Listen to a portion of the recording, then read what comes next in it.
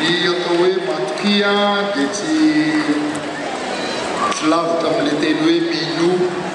Ny mino sy ny MATOKIA dia ray ihany reo. Ary izao no ambaran'ny soratra masina, rehefa minotsika dia tonga zanak'Andriamanitra. Rehefa minotsika dia manana fiainana mandrakizay saty zany ve? Tena marina zany. Dia izao ndray koa le izy.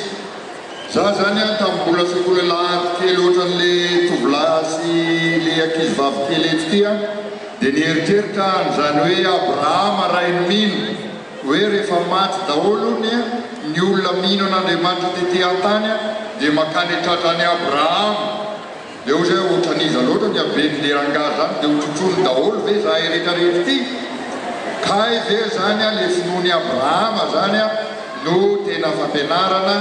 Dia tany moa dia nianatra sekoly lahady dia tonga katekomena dia tonga koralina dia nianatra pastera raha vao vita baka fotsiny dia lasa.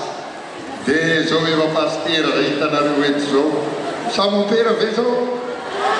Ay pastera. Dia zao zany le resaky. Abrahama zany rehefa niteny Andriamanitra hoe ho aringa kozy io tanàna Sodoma sy Gomora io. Dia ozy Abrahama hoe misy olona 50 ao Andriamanitra fa aza vonoina aringa. Raha misy an'izany ozy dia tsy andringana. Dia na ena tsy dimidimy le izy dia mbola tsy nisy ihany.